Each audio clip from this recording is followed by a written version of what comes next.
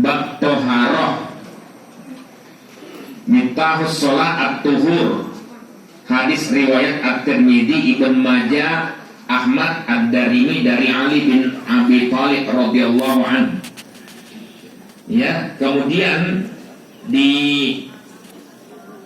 lembar berikutnya saya kutip juga sebuah hadis dari Nabi sallallahu alaihi wasallam riwayat Al-Bukhari dan Muslim dan lain-lain.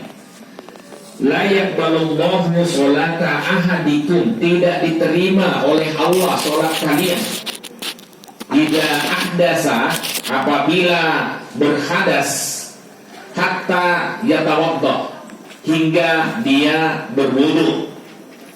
Jadi kalau sholatnya mau diterima, maka toharoh, membersihkan diri, pakaian dan tempat sholat kita dari najis, itu harus dihilangkan dulu. Ya, nah, itu namanya berhadas. Ada hadas kecil, ya kentut, kencing, bau atau tidak urusan. Ya, itu tidak sudah dianggap tidak suci. Ya, kemudian ada hadas besar yang harus pakai mandi besar, mandi junub. Ya, cara menghilangkannya. Nah, di dalam itu ada wudunya. Nanti perdebatannya juga, perselisihan pendapat itu wudunya boleh di kamar mandi atau tidak. Tentu dalam proses mandi itu ya di dalam kamar mandi lah. Ya, pakai pakaian atau tidak, ya namanya juga habis mencuci farji, masa mau pakai pakaian lagi terus setelah itu pas mandi copot lagi? Ya, jadi tidak mungkin. Jadi mesti dia tidak berpakaian, ya, habis farji masalahnya, habis mencuci farji. Nah, kemudian berwudu secara sempurna. Kenapa saya katakan secara sempurna? Karena di salah satu fungsi sholat, ya, di halaman 60 dalam buku sholat sesuai tuntunan Nabi nomor 5, saya sebutkan sholat yang dikerjakan secara sempurna, sejak wudhunya sempurna sampai gerakan ruku dan sujudnya juga sempurna. Sempurna itu tumanina, tidak keburu-buru, tidak seperti ayam makan, ya, tidak ada itu ayam makan slow motion. Ya, ayam itu cepat-cepat makannya, tidak kayak kita. Kalau ada warung kopi dinikmati sambil ngobrol, ngalor ngidul sedikit-sedikit. Ya, kalau ada orang yang minum di warung kopi kok cepat-cepat, itu diragukan sebagai penikmat kopi. Ya, nah tapi kalau kopi ngaji memang paling tidak 1 jam. Dan ya dinikmati. Dan khusyuknya, ya, dapat menghapus dosa sebelumnya selama bukan dosa besar. Nah, camkan itu. Memang fungsi sholat itu salah satunya menghapuskan dosa-dosa antara satu sholat dengan sholat berikutnya atau sholat sebelumnya. Ya, itu bisa menghapuskan. Tetapi kalau sejak wudhunya tidak sempurna, kemudian ya gerakan sholatnya juga tidak sempurna, tidak tumaknina, maka tidak dianggap sah, tidak diterima atau tidak mendapatkan pahala dari sholatnya itu. Ya. Nah, belum lagi khusyuknya. Nanti khusyuknya itu berpengaruh kepada kepedulian terhadap orang sekitar. Ya, terhadap keluarga, terhadap orang sekitar. Tidak dia biarkan orang sekitarnya menderita kelaparan atau diserang oleh yang lain, oleh orang jahat. Ya, membantu mereka dengan makanan, apalagi yang sangat kelaparan. Kalau di sekitar kita ada yang kelaparan, kita yang termasuk nanti banyak dihisab. Ya, sujud tapi tidak berdampak, tidak punya pengaruh. Nah, itulah yang bisa menyebabkan fawailul lil musallin. Ya, celaka bagi orang yang sholat. Jadi sholatnya orang munafik yang dimaksud. Jadi malam yukti kabira, selama bukan dosa besar, atau malam tuksal kabair, hadis sahih riwayat Muslim, selama tidak bersentuhan dengan dosa-dosa besar. Ya, maka itu bisa punya dampak diampuni dosa-dosa sebelumnya. Ya. Nah, ketika Nabi Sallallahu Alaihi Wasallam ditanya seorang, nah ini hati-hati, yang mencium wanita yang tidak halal baginya, bertobat ya. Maka turun ayat wa aqimis shalah tarafayn nahara wa zulafa minal lail innal hasanati yudhibnas sayyi'at. Dirikanlah sholat pada kedua tepi siang, yaitu pagi dan petang. Itu yang disebut dengan dua tepi siang. Dan pada bagian permulaan malam, sesungguhnya innal hasanat, kebaikan-kebaikan, nah, yudhibnas sayyi'at, kebaikan-kebaikan yang kita lakukan itu bisa menghilangkan keburukan-keburukan yang kita punyai atau yang ada di sekitar kita. Nah, apa yang dimaksud dengan al-hasanat? Ya tentu sholat. Karena sebelumnya Allah katakan dirikanlah sholat. Ya, kemudian baru innal hasanat, karena sesungguhnya kebaikan-kebaikan itu termasuk sholat. Itu bisa menghapuskan keburukan-keburukan karakter pribadi. Ya, keburukan-keburukan yang ada di sekitar kita. Menjadi dahsyat itu sholat itu. Makanya Nabi SAW pernah bilang awwalu ma yuhasabu bihil 'abdu yaumal qiyamah as-shalah atau sholatuhu. Yang pertama kali nanti dihisab di hari kiamat itu adalah sholatnya. Fa in sholuhat, apabila sholatnya bagus, sholuha sa'iru amali, maka baguslah seluruh amalannya. Wa in fasadat, namun apabila sholatnya rusak, fasada sa'iru amali, maka rusaklah seluruh amalannya. Ya, jadi hadisnya ini memang macam-macam redaksinya. Ada yang hanya sampai yang pertama kali dihisab di hari kiamat nanti adalah sholatnya, titik sampai di situ. Tapi sebagian hadis Tabrani itu ada yang menambahkan apabila sholatnya bagus, maka baguslah seluruh amalannya. Ya, persoalan kemudian pertanyaan, kenapa ada orang yang sholat tapi kemudian perilakunya tidak bagus? Korupsi lah, kalau perempuan mungkin kalau ngomongnya lekit lah. Sebenarnya laki-laki juga sih. Ada juga yang seperti itu. Ya, dan akan lancar saya bicara kalau ada kopinya. Nah, sekarang yang bertanggung jawab ini siapa yang kasih kode ini? Jadi biar menyindir diri sendiri. Baik. Jadi makanya perbaiki sholatmu. Banyak itu ya kata-kata itu ya.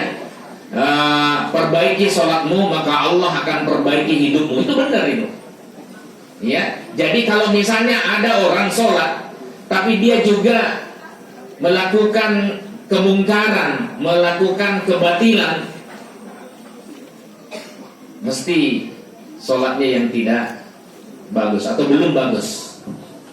Ya, sebab tidak mungkin kalau menurut rumus Allah dan Rasulullah SAW itu kalau sudah sholatnya bagus, pasti akan berpengaruh kepada dirinya. Ya, pasti akan bagus juga hidupnya. Ya, dan danono sholatmu. Wah, perbaiki sholatmu. Ini Mas dari mana asal? Tori kita Bengkulu. Tahu dan danono sholatmu. Dandan tahu? Oh tahu ya? Ya, itu tempat masak. Hah? Oh iya, salah. Iya, bagus dia respon. Ya. Baik, perbaiki sholatmu, maka Allah akan memperbaiki hidupmu. Ya, nah itu. Jadi ada pengaruhnya. Berarti kalau ada orang yang perilakunya tidak baik, sementara dia juga sholat, ya, maka tentu sholatnya belum baik. Ya, sering saya ceritakan di sini, ada perempuan yang rajin sholat di masjid, Tapi kemudian sahabat bilang Nabi, saking rajinnya orang itu, dia bilang Nabi, perempuan itu ahli surga. Kemudian Nabi SAW melirik, dia ahli neraka. Kaget kan? Ya, kenapa? Ya, dia memang sholat, tapi dia punya kebiasaan tudzi jironah. Apa? Suka menyakiti hati tetangga-tetangganya, bukan hanya satu. Nek kayak ngomong ki nyelekit tepul, nyelekit tepol. Ya. Iya, kalau ngomong nyelekitnya luar biasa. Lah sholat kok, tapi kok masih tetap jalan. STMJ ada, ada. Ya, katanya supaya ya seimbang. itu alasannya itu supaya seimbang. Ya, sampai saya pernah ketemu dan mendengar langsung, Ustaz. Ya, untuk apa Allah menciptakan neraka kalau tidak ada isinya? Astagfirullahaladzim. Ya, coba sampai segitunya. Ini jelas jarang ngaji dan tidak pernah dia ke kopi ngaji. Karena itu omongan dulu. Ya, teman ya. Ini dari adik-adik dari Rumah Sajadah.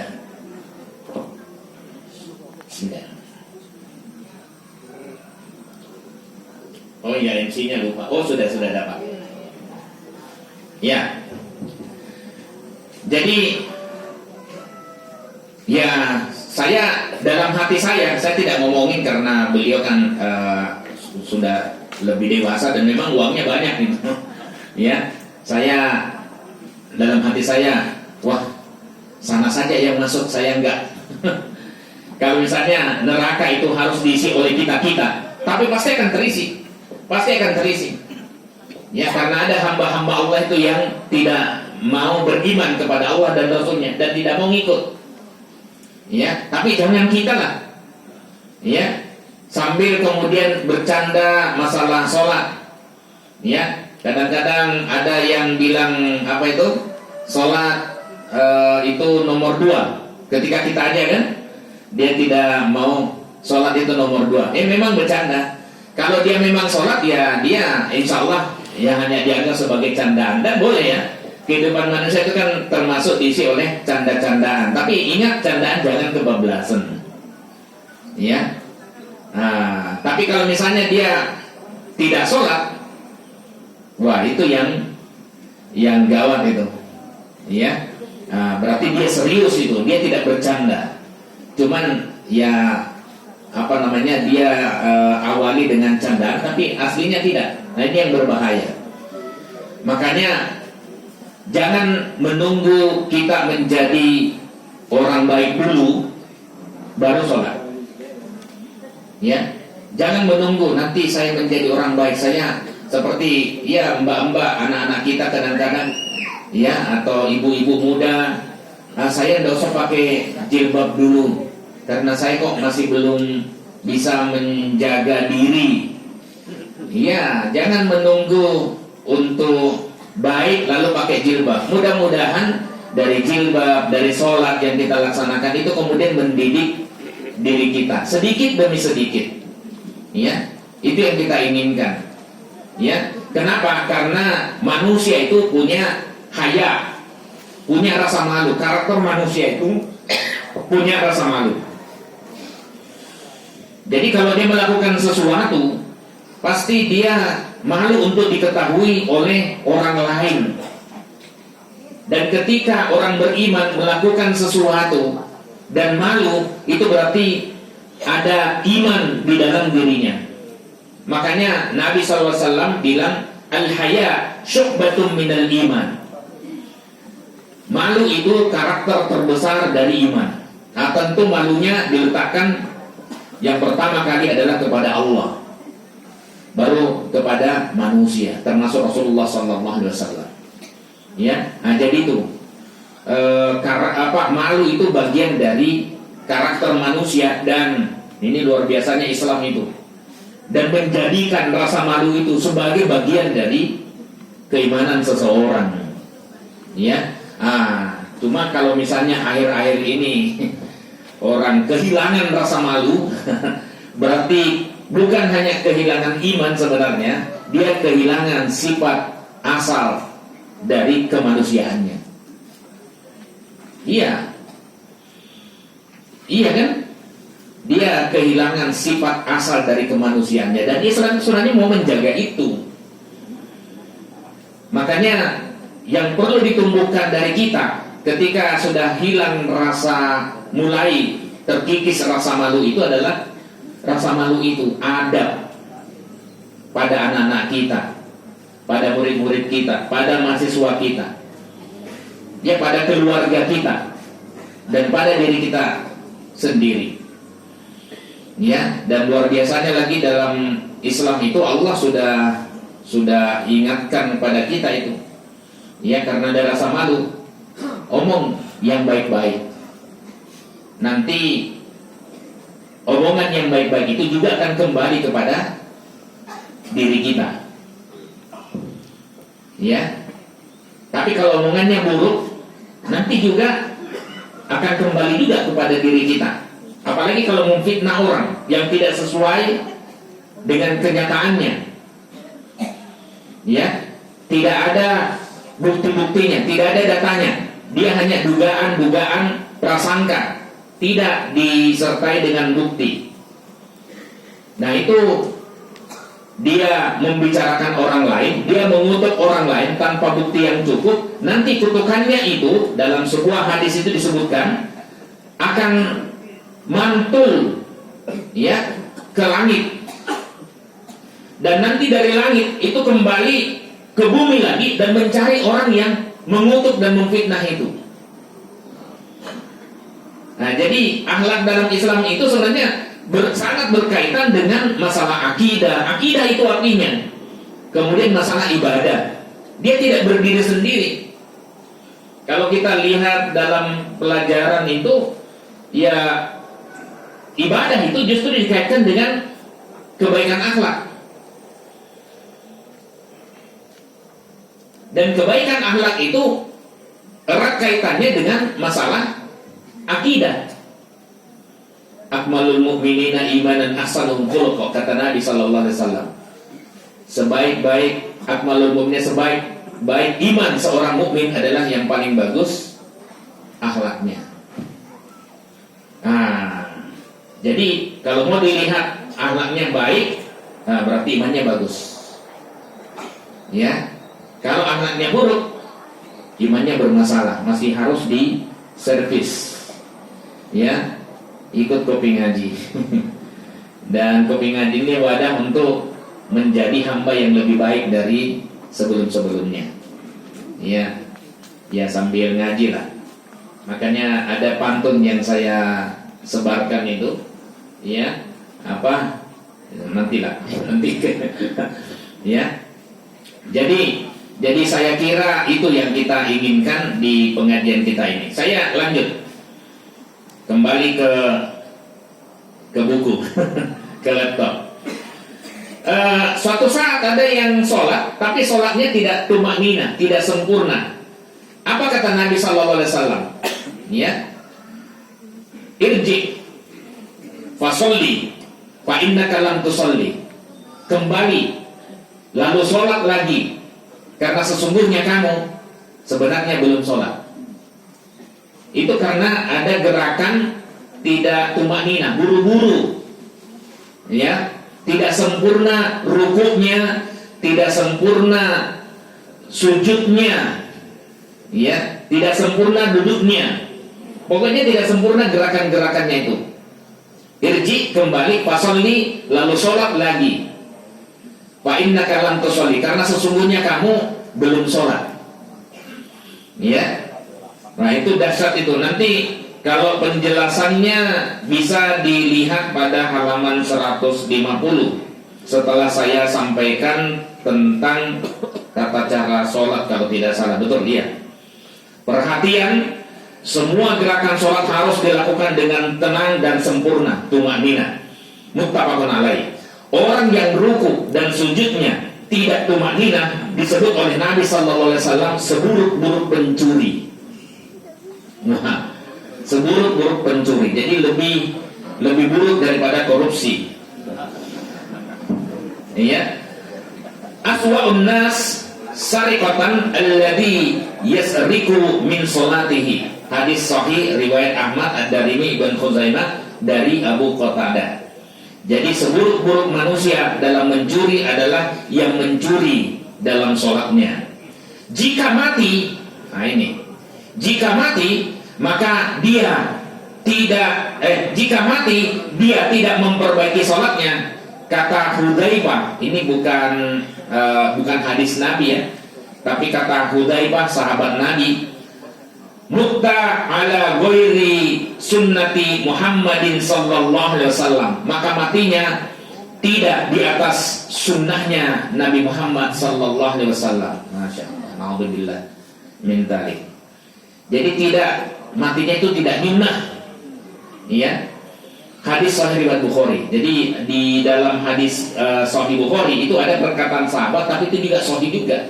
Dicantumkan juga dalam itu. Jadi tidak semuanya dari Nabi sallallahu alaihi wasallam, tapi sahih. Ya. Nah, itu sebabnya mayoritas ulama memasukkan tumanina sebagai rukun sholat. Ya. Sehingga sholat tidak sah bila tidak dilakukan secara tumanina. Nah, masih banyak yang lain. Ya, intinya shollu kama ra'aitumuni usolli. Ada beberapa perilaku yang bisa menyebabkan sholat kita tidak diterima oleh Allah. Hadisnya sudah pernah saya sampaikan. Man ata arrafan fasa'alahu an syai' lam tuqbal lahu sholatun arba'ina laila. Jadi siapa yang mendatangi dukun, bertobatlah. Bukan itu lanjutannya. Itu kesimpulan saya. Siapa yang mendatangi orang pintar, lalu dia bertanya, jadikan orang pintar sebagai tempat bertanya. Anak muda tapi dipanggil bah. Lam tuqbal lahu sholatun, tidak diterima sholatnya arba'ina laila, 40 malam. Dalam hadis yang lain, man ata arrafan fasaddaqahu bima yaqul, siapa yang mendatangi orang pintar, dukun, lalu membenarkan apa yang dukun katakan, lam tuqbal lahu sholatun arba'ina yauman, sama saja, tidak diterima sholatnya selama 40 hari. Ini yang pertama tadi hadisnya sahih riwayat Muslim, yang kedua ini hadisnya sahih riwayat Ahmad. Bahkan kalau dia mendatangi dukun dan membenarkan tadi, faqad kafara bima unzila ala Muhammad. Ini hadisnya Hasan riwayat Ahmad.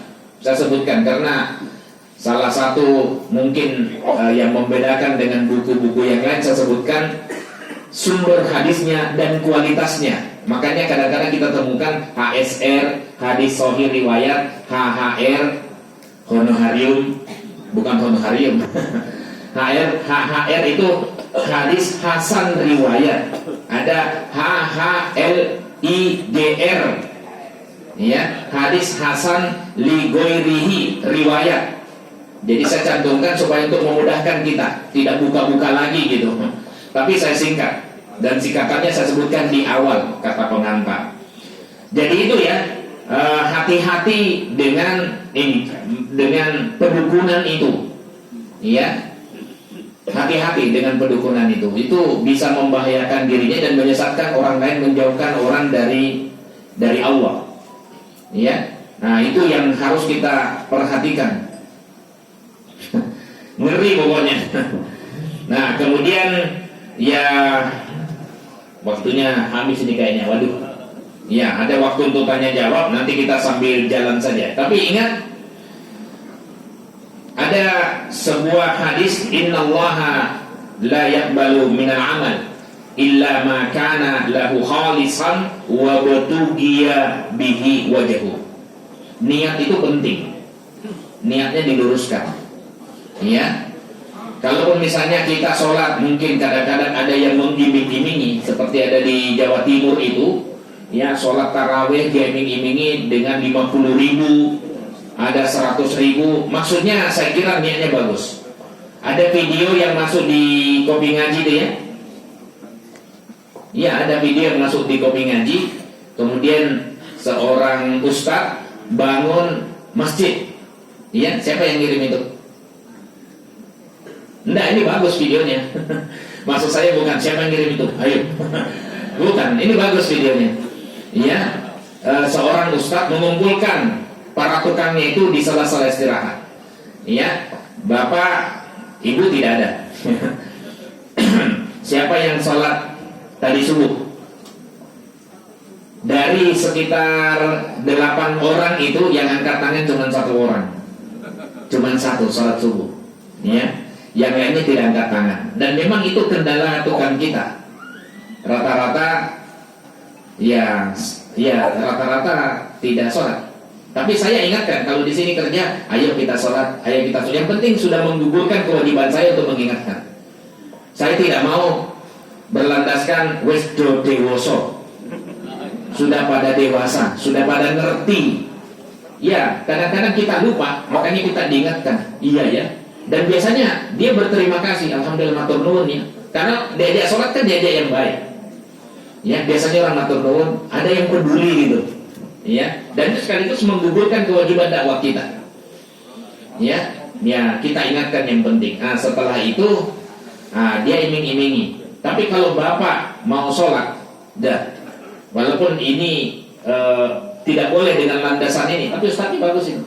Anda bangun masjid, tetapi Anda sendiri tidak pernah sholat. Itulah yang disebutkan sebuah hadis. Mungkin hadisnya dia pahami secara salah.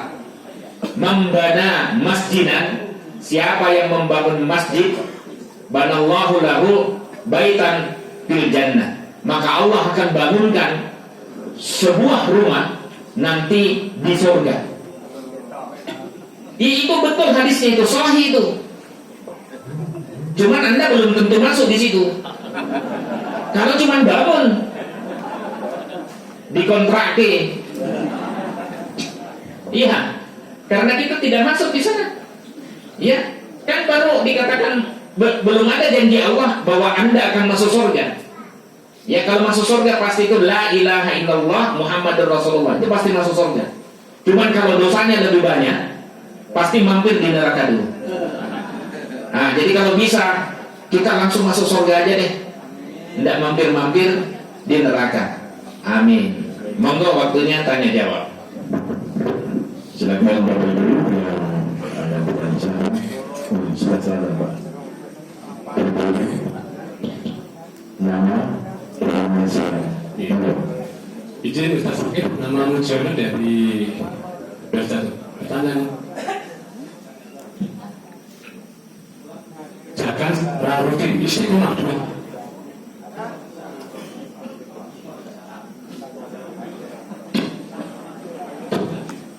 Tanggal 1 jam. Aduh. Itu pahalanya sama dengan sholat. Apa kita? Maka belum Ustaz.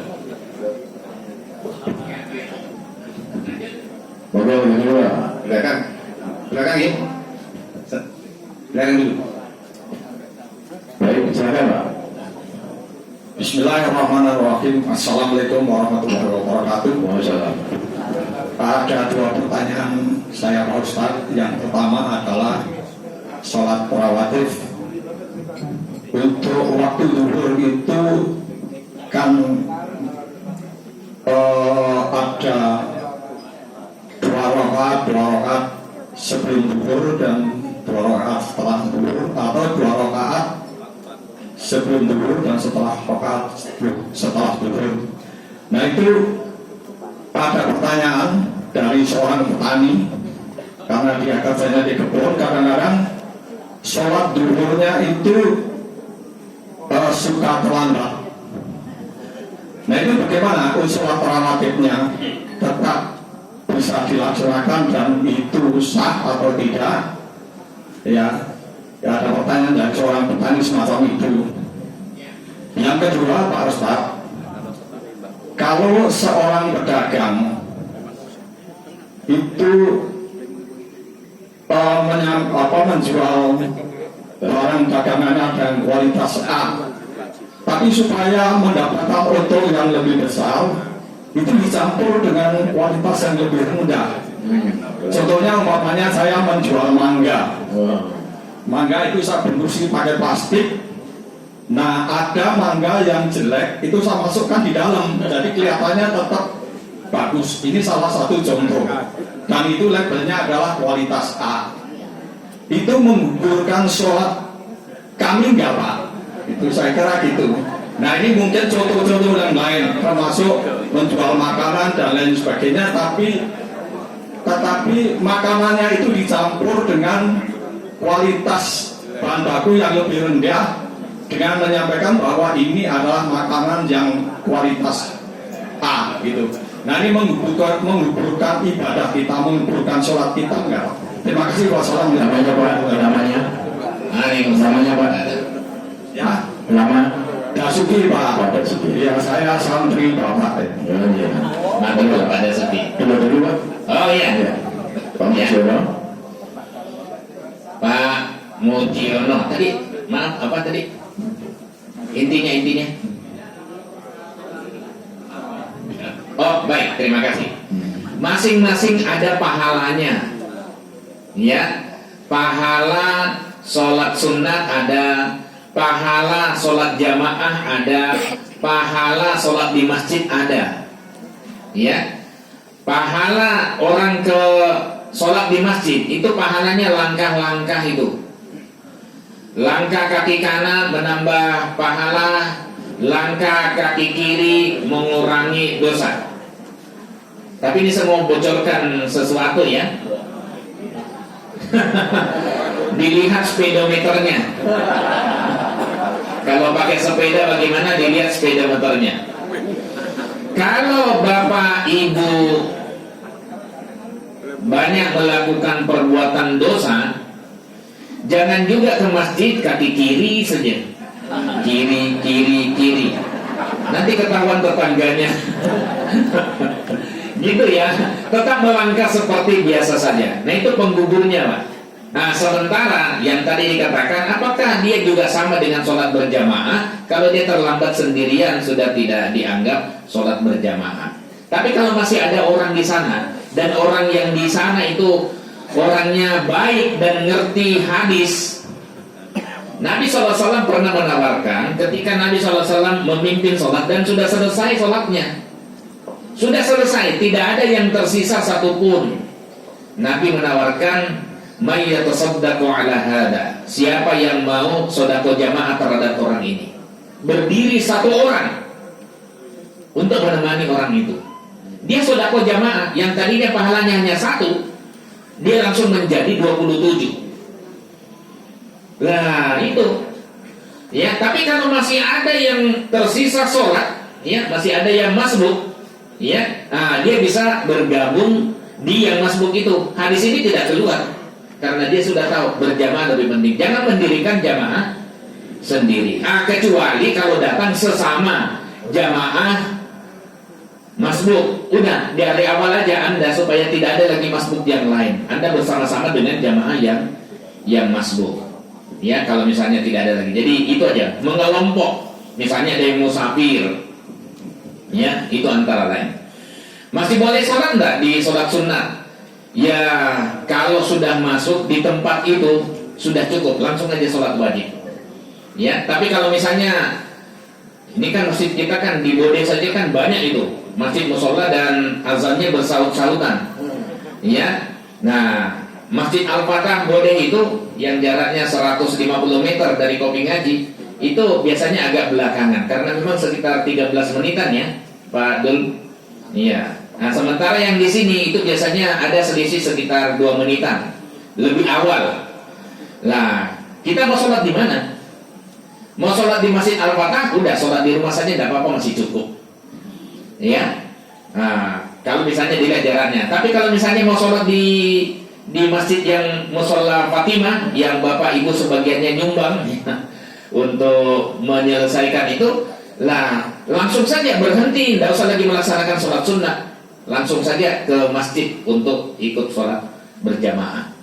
Ya, jangankan yang seperti itu, dalam satu masjid ada pernah Ibn Abbas dan sahabat yang diceritakan oleh Ibn Abbas itu masih sholat, belum selesai sholatnya, padahal qomat sudah berkumandang.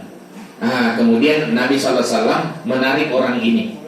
Ya, udah berhenti sholatnya, jangan lagi ya melanjutkan sholat sunatnya.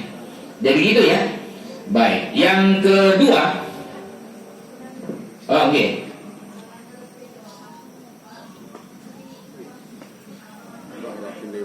Ya, Mik.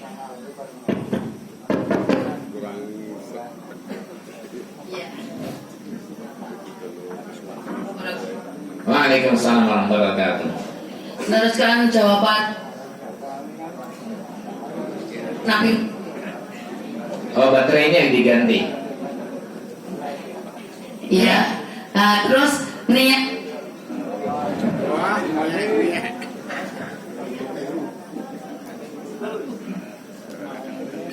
Iya, niatnya sholat sunnah. Bagi yang bergabung di sana niatnya sholat sunnah. Ya, maka itu sunnah bagimu, kata Nabi SAW. Iya. Ya, iya. Baik, tidak apa-apa. Kalau masih bisa diselo-selo. Yang kedua, Pak Mbak Dasoki tadi apa? Campur makanan, menjual makanan. Oh, tak boleh, tak boleh, tidak jujur. Iya, kalau sudah ditayangkan di sana, silahkan dia milih saja. Yang paling sering itu yang muncul di YouTube itu dia campur. Dia sudah pilih tapi kemudian dia ganti ya dari belakang meja. Makanya itu mungkin istilah itu permainan di belakang meja. Ya dari situ dia ganti mangga yang sudah dipilih atau buah yang sudah dipilih dengan yang lain yang sudah dibungkus yang lain. Timbangannya sama gitu. Kemudian dia bungkus cepat sekali gitu. Ya, itu tidak boleh. Ya, mudah-mudahan dari jamaah kopi ngaji tidak ada yang begitu. Ya. Dan orang Islam tidak ada yang begitu. Itu Allah selalu menyaksikan apa yang kita lakukan. Ya, walaupun kita berada di tempat gelap, tertutup, sendirian, Allah tahu itu. Semut hitam yang berada di tengah gelapnya malam, itu Allah tahu. Apalagi Anda, kita yang besar. Ya. Nah, jadi gitu ya. Nah, itulah saya katakan al-haya. Malu itu harus ditanamkan pada diri kita. Di tengah orang tidak begitu peduli lagi tentang rasa malu. Pakai baju oranye, keluar dari penjara. Tobat. Gitu ya. Terus yang pertama tadi apa, Pak? Terlambat sholatnya tadi. Sholat Ustaz. Oh, sholatnya sah. Jadi sholat yang begitu seperti itu tetap sah. Ya, cuman itu tadi tidak berdampak sholatnya terhadap perilaku keseharian. Ya, nah kecuali kalau misalnya dia campur, memang dia katakan. Tapi biasanya kan orang milih gitu ya. Nah, kalau yang sudah dipilih jangan lagi ditukar. Ya, biarkanlah itu. Tentu harganya beda kan. Ya, tapi kalau misalnya dicampur, ya Tidak campur. nah, sementara niatnya menipu, ya, nah itu dosanya ada pada penjual. Makanya disebutkan dalam sebuah riwayat itu, ya yang termasuk paling banyak orang masuk neraka itu pedagang. Enggak, teruskan berdagang. Tapi pedagang yang tidak jujur, ya. Ya, kalau Nabi SAW kan memang berdagang. Ya, orang sana kan memang berdagang. Dan besok insya Allah minggu depan kita bahas tentang ekonomi global, kemudian kita masuk ke lokal oleh Ustadz Akbar Susanto. Oh, ini canggih orang ini. Ya, supaya kita bisa memotret ya apa yang kita lakukan di tengah situasi ekonomi seperti ini. Ya. Baik, itu ya. Jadi tidak ada kaitan. Cuman apakah ibadahnya diterima? Insya Allah tetap diterima karena itu lain soal. Cuman ada kaitan. ada kaitan yang harus kita berhati-hati. Baik, silakan Bu, ada yang Halo, Bu. Baik.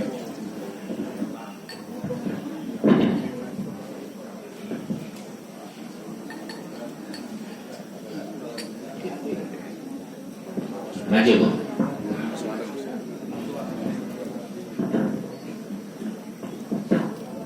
Bismillahirrahmanirrahim. Assalamualaikum warahmatullahi wabarakatuh. Saya Sambang dari Jatimas. Pak, Bu, Sinten? Sambang dari Jatimas. Oh, oke. Monggo. Maaf Ustaz, saya mau menanyakan 3 hal. Iya. Bapak, mohon izin. Sebelumnya saya akan mendoakan semoga semua jemaah Bapak Ngaji ini selalu sehat, bisa istiqomah, dan tak bisa husnul khatimah dan penghuni bermasuk surga. Amin. Pertanyaan pertama, tadi Ustaz mengatakan bahwa dulu memisahkan bahwa ada wanita yang sholatnya bagus, ibadahnya bagus, semuanya bagus, tapi kan ada celahnya, yaitu suka mengunjung dan menyakiti hati tetangga. Nah itu Kak, jadi ahli neraka. Nah pertanyaan saya, bagaimana dengan amal-amal yang lainnya yang pernah diperbuat itu kan nggak diperhitungkan? Karena kan janji Allah setiap perbuatan itu meskipun perbuatan buruk sedikit pun akan mendapat balasan, dan juga perbuatan baik yang sedikit pun akan diberi balasan. Seperti surat Al-Zilzal ya. Jadi mesti mendapat balasan. Nah gimana balasannya itu? Kemudian yang kedua, pas ini ya mendapat perhatian dari sajadah. Kemarin saya mengikuti kajian di yang mengisi dari rumah sajadah. Nah, beliau mengatakan bahwa kalau kita sholat, mungkin sunah-sunahnya ya dalam sholat, kalau kita membaca surat-surat pendek dalam sholat, itu sebaiknya diperhatikan urutan suratnya dulu. Jadi misalnya mau membaca surat Al-Ikhlas, itu jangan surat Anas dulu, karena surat Anas terakhir gitu loh. Nah, padahal orang yang melaksanakan sholat tidak semua mengerti urutan-urutan dalam sholat itu, suratnya itu. Nah, bagaimana dengan itu? Apakah ada dalilnya? Karena beliau menyampaikan seperti itu. Kemudian yang ketiga, setelah saya sujud sahwi itu kan ketika kita lupa dalam jumlah sholat ya, dalam jumlah rakaat sholat. Nah, bagaimana dengan kalau kita lupa hanya bacaannya, misalnya lupa membaca surat-surat pendek, jadi Al-Fatihah langsung rukuk. Nah, apakah tetap kita melakukan sujud sahwi, dan bagaimana bentuknya sujud sahwinya, atau sama atau bagaimana? Mohon penjelasannya. Terima kasih atas penjelasannya. Assalamualaikum warahmatullahi wabarakatuh. Waalaikumsalam warahmatullahi wabarakatuh. Masih ada? Cukup? Cukup ya? Oh, iya, ya silakan. Oh iya, itu tidak cukup ininya, tidak cukup kabelnya. Oh, iya. Ada? Oh, Sinten? Oh, Simba. Monggo. Pakai mic wireless. Ini ada yang memancing-mancing kita. Mic wireless kita tidak begitu kuat sinyalnya. Siapa tahu ada yang mau menyumbang. Kamera kalau ada yang mau nyumbang, monggo. Jangan kita borong satu amalan yang baik. Monggo, Mbak Sinten? Mbak Muslimah. Assalamualaikum warahmatullahi wabarakatuh. Nyuwun pangapunten dhateng Pak Ustaz lan Bapak Ibu sedaya. Kanthi keterangan Bapak Ibu sedaya menika, mbok pilih kita sedaya menika ingin sekali untuk sempurna dalam sholatnya, nggih gitu. Nah, iki ingkang badhe kula suwunaken besok menika menapa wonten hadis utawi keterangan ingkang menawi sholat menika surat-suratipun menika ingkang langkung sae menapa mboten paminipun nek salah ruhun kuwi sing utama diwaca surate napa nek sholat napa misalnya ayat surat nek sholat Pun kita yo mangke nek umpamane salat duha niku sing kudu sing lebih baik, lebih utama niku napa? Iku ingkang badhe kula suwunaken besok nggih. Terus pun iki mawon nggih Pak nggih. Besok malih. Nggih, Assalamualaikum warahmatullahi wabarakatuh. Waalaikumsalam warahmatullahi wabarakatuh. Nggih, wah ini si Mbak ini sering ikut pengajian, cekap karena jamnya. Baik, sementara itu dulu ya. Baik. Menggunjing, suka menggunjing itu dosa. Lalu bagaimana dengan amal baik lainnya?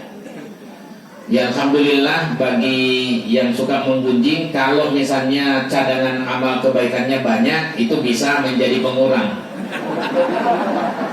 Kalau tidak punya modal, itu yang gawat. Sudah tidak baik, suka menggunjing lagi, seakan-akan dia sendiri yang paling baik sedunia. Ya, nah, cuman hati-hati juga, karena dalam hadis Nabi SAW, Nabi sempat bertanya, tahukah anda siapa itu yang muflis, bangkrut? Nah, kemudian sahabat menjawab adalah orang yang bangkrut hartanya. Bukan itu yang saya maksud. Tapi Nabi lalu menjelaskan ada orang yang bangkrut amal solehnya. Itu yang paling gawat sebenarnya. Kalau harta di dunia udah selesai. Ya, kalau bangkrut amal solehnya, Pak. Sudah masuk Islam, banyak kebaikan sholatnya, banyak kebaikan zakatnya, banyak kebaikan sodakohnya. Barusan dia sodakoh, terus dia ungkit-ungkit, nek orang aku, orang mungkin ki bangun lah, barusan dibangun, eman, ya eman, ya. Nah, jadi hati-hati. Tapi ya disyukuri ada cadangan amal kebaikannya. Kalau tidak ada, jadi hati-hati dalam masalah seperti ini. Nah, kalau bisa dosa-dosa yang kecil pun kita tidak lakukan, karena itu bisa menjadi pengurang modal amal yang sudah kita tanam dari sejak lama, ya. Jadi hati-hati dengan yang seperti itu, Bu, ya, untuk kita semua. Baik. Jadi bisa berkurang, bahkan bisa habis. Kalau sudah habis, lanjutan dari hadis itu, maka dosa yang dimiliki oleh orang yang digunjing itu akan dipindahkan kepada orang yang menggunjing. Kalau itu tidak benar, nah itu dia. Saya tunggu Pak Oto ini. Kalau benar, Pak, bukti-buktinya ada, tidak pernah ditunjukkan aslinya. Saya tidak menjawab itu. Kalau benar sebaiknya pun dihindari, kecuali orang-orang tertentu yang memang dibutuhkan untuk ini, ya, karena untuk menjaga hati saja. Karena kita kan belum tahu itu, belum tahu benar atau tidaknya, karena memang ya misalnya belum pernah ditunjukkan piye. Iya kan, benar atau tidaknya belum pernah ditunjukkan, hanya orang-orang tertentu saja. Ya, naudzubillah min dzalik. Tapi jangan mempermainkan rakyat, kan. Capek kita ini. Dalam dua tahun ini kita hanya ini, ono apa ora sih? Ya Allah ya Rabbi. Padahal kita lagi susah ekonominya. Ya. Istri saya ikut mikir itu, jajane ono. Urutan sholat apakah sesuai dengan urutan ayat? Kalau bisa diurutkan, kalau tidak juga tidak masalah. Ada beberapa contoh itu. Ada nggak ayat-ayat langganan yang dibaca oleh Nabi SAW? Ada. Ya, misalnya ya kulhu dibaca pada saat sholat maghrib, Qul ya ayyuhal kafirun, ayat rakaat pertama, ayat rakaat keduanya kulhu. Ya, nah cuman yang gawat itu dari 5 waktu itu kulhu aja dia. Tapi tidak masalah juga. Ada sahabat yang melakukan itu dan ya dia dikatakan Anda pencinta kulhu itu termasuk ahli surga. Tapi jangan kulhu aja gitu, karena Nabi SAW tidak mencontohkan di 5 waktu itu kulhu semua. Ya, al-ikhlas maksud saya, al-ikhlas. Ya, cuman itu memang ayat yang menyenangkan. Menyenangkan bagi kita dan jamaah kalau kita lagi mimpin itu. Kan sepertiga dari Al-Quran itu isinya Qul huwallahu ahad, al-ikhlas, tauhid itu. Tauhid yang berpengaruh kepada aspek diri dan sosial kita. Kemudian jadi gitu ya. Nah, nanti urut-urutannya sebagainya saya sebutkan dalam buku sholat ini. Yang berikutnya sujud sahwi, lupa ayat, tidak ada. Tidak ada sujud sahwi kalau lupa ayat. Ya, yang ada kalau lupa gerakan atau ragu-ragu. Ini sudah rakaat keberapa? Kalau misalnya lupa ayat, tinggal diluruskan oleh jamaah di belakangnya. Lupa juga, sudah Allah Akbar. Ya, jangan lupa lagi Allah Akbar, takbir dah. Ya, lupa itu kemudian diingatkan oleh jamaahnya. Jamaahnya tidak hafal, ya sudah, langsung aja, tidak perlu ganti ayat, ganti personelan, tidak usah. Ya, lanjut aja. Dan sebaiknya imam itu yang sudah mungkin untuk ayat-ayat tertentu, dan tidak usah panjang-panjang kalau mengimami, karena Nabi SAW juga menegur sahabat yang suka berpanjang-panjang. Yang keras bacaannya ditegur supaya dilembutkan, yang sangat diri bacaannya suruh naikkan. Jadi memang yang pas. Makanya kita kemarin mengundang kori kita Ustadz Mufaddal. Ya, bagus enggak? Ya, karena itu memang berpengaruh kepada kehusuan kita. Nadanya dapat, makhrajnya dapat, tajwidnya dapat, tafsirnya dapat. Wah, nikmat sekali kalau misalnya. Nah, kalau mau membuat sholat jamaah kita bagus, ya antara lain di situ. Ya, imamnya harus bagus. Ya kayak Mas siapa namanya? Rizpan. Kuliah di mana? UIN. Alhamdulillah. Ya. Jadi kayak beginilah, ya.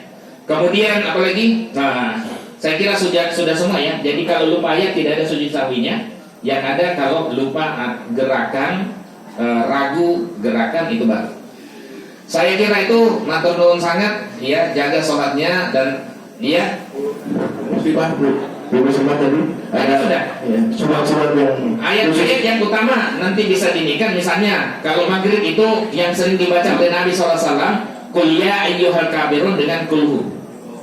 Tapi bukan berarti ayat yang lain tidak dibaca, ya. Cuman ini yang disenangi oleh Nabi SAW. Atau misalnya kalau sholat isya ada sendiri bacaannya, yaitu Qul a'udzu birabbil falaq dan Qul a'udzu birabbin nas. Atau membaca wasyamsi waduhaha, nanti di rakaat keduanya wattini wazzaitun. Ya. Atau di subuh itu juga ada langganannya. Nah, subuh itu lebih panjang bacaannya yang dilakukan oleh Nabi Sallallahu Alaihi Wasallam. Kalau zuhur itu Nabi Sallallahu Alaihi Wasallam biasa membaca sekitar 30 ayatan. Jadi bukan kulhu aja. Ya, inna atoina itu langganan kita ya. Ya. Yang lebih lagi. Ya, itu menyenangkan jamaah. Nah, kemudian jadi ada ayat-ayat yang menjadi langganan, tetapi bukan berarti ayat yang lain tidak pernah dibaca. Jadi boleh membaca yang lain, ya. Misalnya yang qori, yang hafid, itu saya kira bagus. Saya kira itu matur nuwun sangat, mudah-mudahan ada manfaatnya. Masya Allah. Oh iya, ada beberapa nih. Yang ngapunten ya. Ini ada yang Bu Saminem, saya jadi lupa ini ya. Karena ada pertanyaan, maaf sekali. Bagaimana tata cara orang yang duduk di kursi saat ikut berjamaah di masjid? Oh, bagi yang duduk di kursi silahkan. Kalau misalnya dia tidak bisa berdiri, ya kalau bisa berdiri, tetap sholatnya berdiri. Rukuknya yang tidak kuat, ya sudah, tidak usah sujud. Mungkin sujudnya tidak kuat. Kalau rukuknya masih bisa, sami Allahu liman hamidah. Setelah itu sujudnya di tempat duduk itu, ya, yang sama sejajar dengan kursi kita. Ya, umur 56 masih kuat begini. Beratnya 96. Ya. Nah, ini jadi tundukkan begini, ya. Nah, cuman memang kalau saya tidak bisa terlalu tunduk karena terhalang oleh jadi gitu ya. Nah, jangan dari awal dia itu duduk, toh dia ke masjid itu bisa jalan. Karena sholat itu intinya asalnya berdiri, pada saat berdiri. Nah, kemudian yang kedua, jangan membuat kapling sendiri. Kadang ada orang sudah ngapling, tempat duduknya di sana tidak boleh digeser, kalau digeser marah. Ya, bisa menjadi menjadi ribut. Jadi, nah, tapi dia tidak boleh di sana menyendiri. Makanya tadi subuh saya sholat di sana di Masjid Al-Fatah. Monggo Pak merapat. Pun Riki mawon. Ya sudah. Yang penting saya sudah. Monggo Pak merapat. Jadi dia tidak boleh ada beberapa ini karena dia sudah tidak mau mengganggu yang lain. Dia sudah di situ aja. Dari awal di situ. Tidak boleh. Ketika di sini kosong, kalau sahnya sah, cuman kurang sesuai dengan sunnah Nabi SAW. Karena tidak boleh berjarak, harus merapat. Gitu ya. Ya, untuk pengetahuan kita semua. Ya. Nah, kemudian ini karena ada busa minum ya. Di kampung saya ada suami istri lansia, hidup berdua di rumah. Setiap hari berjamaah di masjid. Karena rumah beliau berdampingan dengan masjid. Beliau yang Bapak pernah bilang pada saya, kalau beliau masih belum paham tata cara sholat yang imami istrinya. Bila terlambat, ikut berjamaah di masjid, ya di rumah. Kalau terlambat, ya. Saya kira itu ya. Kemudian ada permintaan doa untuk salah satu jamaah kita yang sakit, Mbah Sito, ya, jamaah Al-Fatah, ya. Alhamdulillah, Allahumma sholli ala Muhammad wa ala Muhammad. Allahumma ya Rabban nas adhibil ba'sa isfi wa anta syafi la shifaa illa shifa'u shifa'an la yughadiru saqama. Amin amin amin ya rabbal alamin. Matur nuwun atas kehadirannya. Dakwah kita tetap mengajak.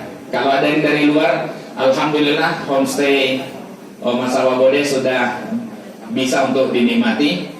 Iya, ada nanti kita ya. Kalau malam 17 ini mungkin harganya 17.845 170845 khusus malam ini ya. Selanjutnya tidak mahal lah ya, apalagi untuk jamaah kuping ngaji. Setiap yang Bapak Ibu sumbangkan pasti akan mengalir juga untuk membuat jamaah pengajian lanjut. Matur nuwun.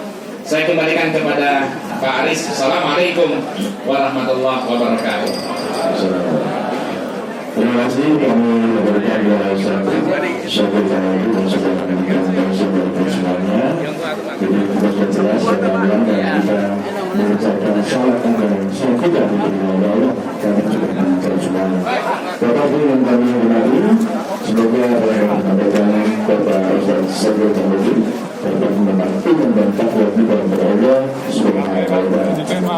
Mari kita akhiri pertemuan pengajian optimasi pada ini yang membaca hamdalah bersama. Alhamdulillah.